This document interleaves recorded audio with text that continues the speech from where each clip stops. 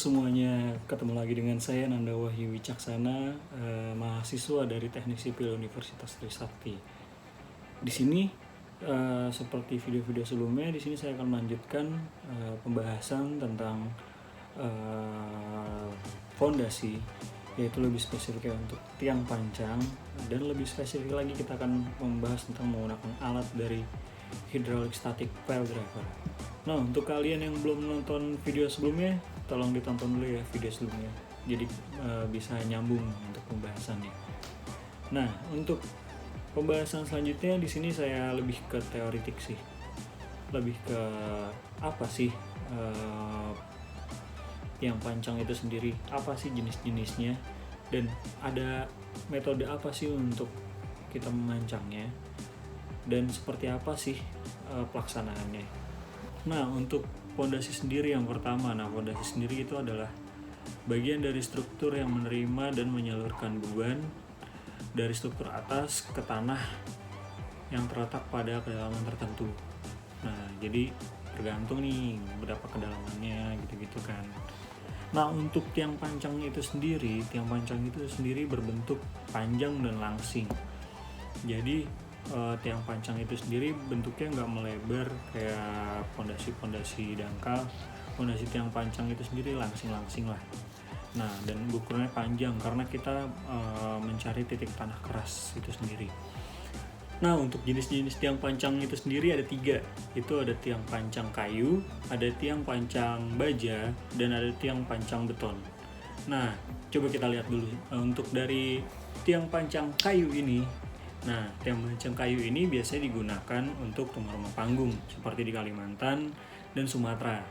Nah, selain itu, tiang pancang kayu ini sendiri biasa digunakan oleh rumah-rumah nelayan yang berada di pesisir laut atau sungai. Nah, jenis kayu yang dipilih itu bersifat yang keras dan tahan terhadap pelapukan tanah, sehingga tidak merusak pemancangan itu sendiri dan tidak mudah terkeropos dan dapat menjalankan fungsinya dengan baik. Lalu untuk yang kedua adalah tiang pancang baja, yaitu ini. Nah, pada umumnya tiang pancang baja ini yang sering digunakan adalah tiang pancang pipa.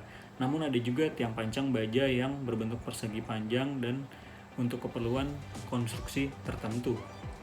Nah, untuk yang ketiga ini kita punya tiang pancang beton. Nah, tiang pancang beton ini yang biasa kita lihat di proyek-proyek manapun yang sering kita lihat lah. Ya, ini mungkin kalian juga pernah lihat, mungkin kalian juga pernah ke proyek dan melihat proses pemancangan itu sendiri. Nah, tiang pancang ini sering kita jumpai lah. Nah, untuk tiang pancang beton ini sendiri ada 2 jenis, yaitu ada yang cast-in pile dan pre-cast pile. Nah, untuk yang cast-in pile itu sendiri adalah tiang pancang yang digunakan atau dibuat di tempat di proyek. Nah, itu biasanya dicor di tempat, biasanya menggunakan bore pile, itu dibor lalu sampai kedalaman tertentu lalu dicor di tempat. Nah, itu yang cast-in pile. Lalu untuk yang pre-cast pile itu adalah tiang pancang yang dibuat di pabrik di tempat lain, bukan di proyek. Lalu kita sebagai kontraktor atau kita yang menjalankan proyek tersebut, kita membeli ke pabrik tersebut, kita memesan pondasi yang seperti tiang pancang yang seperti apa yang akan kita butuhkan. Nah, lalu untuk tiang pancang beton ini sendiri ada 2 bentuk, itu ada yang berbentuk silinder dan ada yang berbentuk persegi. Nah, berbentuk silindernya dan perseginya itu sendiri itu memiliki banyak ukuran, mulai dari 300x300, mulai dari 2,5x2,5 dan seterusnya, masih banyak lagi. Itu untuk yang persegi. Untuk yang silinder sendiri itu memiliki yang diameter 300 mili dan 350 mili dan 400 mili. Itu banyak jenisnya tergantung kebutuhannya sendiri.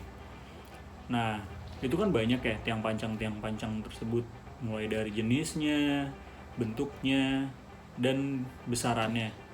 Nah, tiang pancang itu sendiri tergantung oleh proyek atau kita membangun apa di tempat tersebut dan kita harus gunakan apa.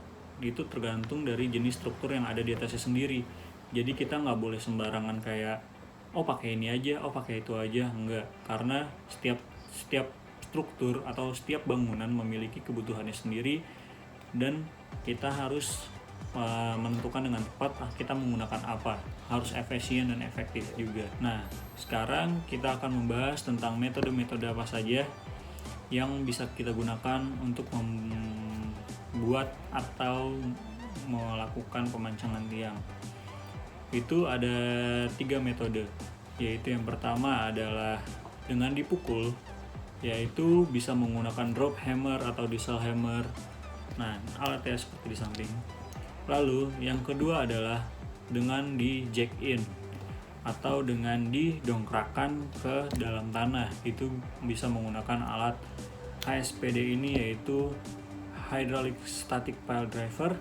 Lalu yang ketiga adalah bore pile. Bore pile itu biasanya digunakan seperti pondasi-pondasi yang casin pile yang seperti tadi saya bilang.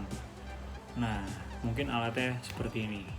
Nah, kan kita sudah membahas tentang jenis-jenis tiang pancang, mulai dari materialnya, ukurannya, maupun bentuknya.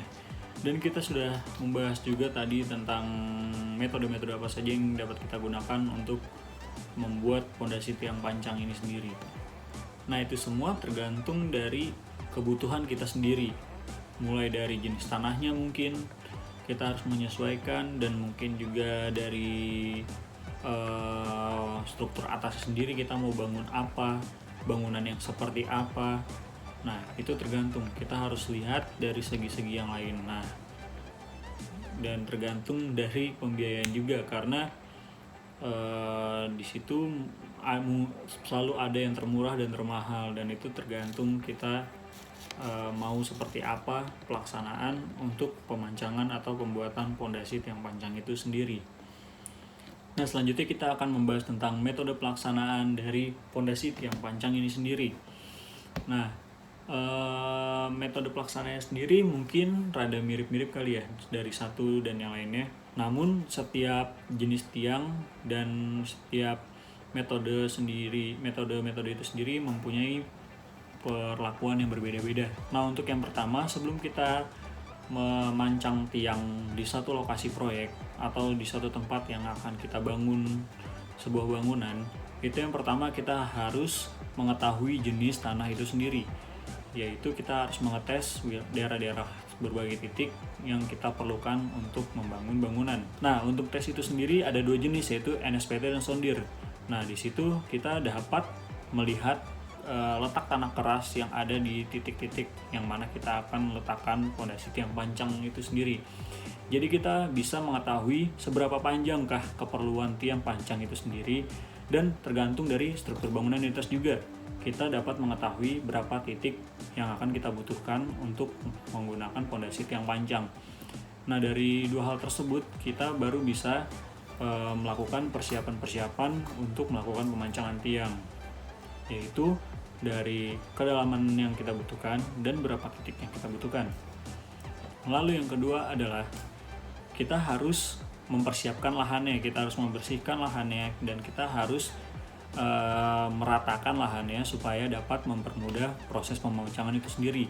Lalu selain kita harus meratakan wilayah yang akan kita pancang, kita harus memadatkan tanah itu sendiri, karena jika tidak, alat-alat berat yang akan kita gunakan bisa ambles atau bisa tidak maksimal dalam penggunaannya. Nah, jadi itu adalah pembersihan lahan. Kita harus mempersiapkan semua lahan yang akan kita gunakan. Dan jangan lupa, kita harus mempunyai izin dari wilayah sekitar. Karena di beberapa metode pemancangan itu ada yang menimbulkan getaran, dan ada yang bisa mungkin merugikan sedikit kebisingan, mungkin ada yang sedikit mengganggu dari sekitar. Jadi kita harus mendapat izin itu tersebut. Lalu yang selanjutnya adalah pengadaan tiang pancang itu sendiri. Jadi setelah kita tahu berapa panjang yang kita butuhkan dan berapa tiang yang kita butuhkan, kita memesan. Mungkin untuk yang precast pile itu sendiri kita memesan berapa buah tiang yang akan kita pakai untuk pemancangan itu sendiri. Nah, kita harus memesannya, dan setelah itu baru diantar ke lapangan. Nah, setelah tiang pancang tersebut tiba di lapangan, mungkin kita harus mengetes mutunya itu sendiri. Mungkin kalau untuk yang tiang pancang beton, kita bisa menggunakan hammer test. Itu adalah untuk mengetahui mutu dari tiang pancang itu sendiri. Jadi kita tahu apakah tiang-tiang ini sesuai dengan kebutuhan dari yang kita butuhkan. Mungkin jadi kita tahu nih, ini tiang pancang sesuai nggak nih dari apa yang kita butuhkan. Mungkin dari struktur atas itu sendiri mampu nggak nih buat ditahan sama tiang-tiang ini gitu. Jadi kita harus mengecek mutunya.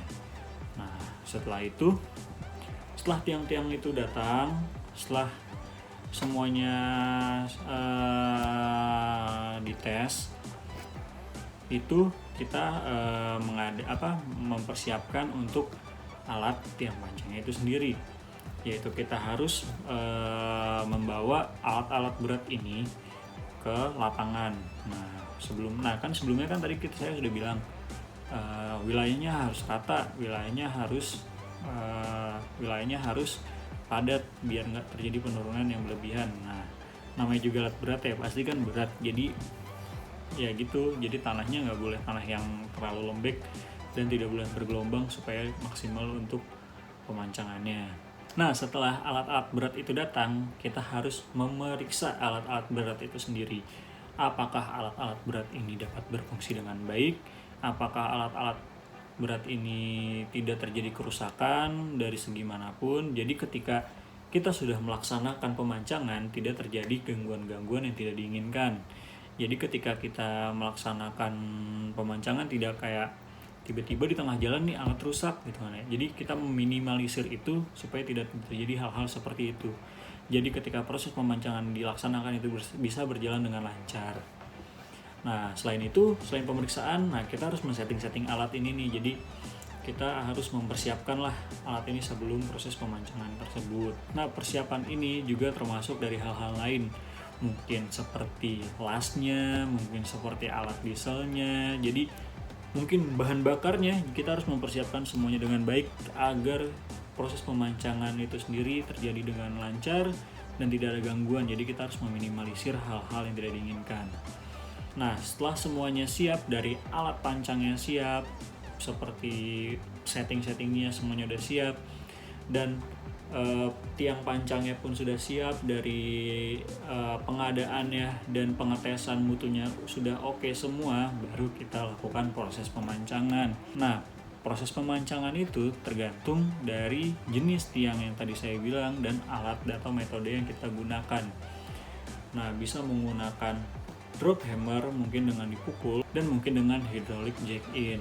Jadi kita punya pilihan banyak nih untuk si tiang pancang ini sendiri, mulai dari semuanya. Nah gitu. Setelah kita melakukan pemancangan tiang, yaitu dengan metode-metode yang ada, nah selanjutnya kita melakukan tes terhadap tiang-tiang tersebut. Itu bisa menggunakan PDA test atau menggunakan static loading test. Tes-tes tersebut adalah untuk melihat apakah tiang pancang yang kita pancang ini memenuhi daya dukung dari desain yang kita butuhkan. Nah, jadi setiap tiang-tiang ini kita lihat nih apakah sesuai atau tidak dengan kebutuhannya itu sendiri. Jadi sebelum dilakukan pembangunan kita harus melakukan tes-tes tersebut agar semuanya aman dan selamat. Mungkin itu saja video dari saya untuk yang kedua, untuk membahas tentang tiang pancang, dan mungkin selanjutnya akan lebih spesifik lagi karena saya akan membahas tentang metode pelaksanaannya sendiri dari hydraulic static pile driver atau menggunakan alat jack in ini. Jadi saya akan lebih berfokus ke metode tersebut dan apa sih kekurangannya dan apa sih kelebihannya. Tunggu aja di video berikutnya. Sampai jumpa, semoga video ini bermanfaat. Terima kasih untuk semuanya yang sudah menonton. Jika ada kekurangan dan komentar bisa komentar di bawah. Sekian dari saya semuanya. Wassalamualaikum warahmatullahi wabarakatuh. Bye bye. Dah.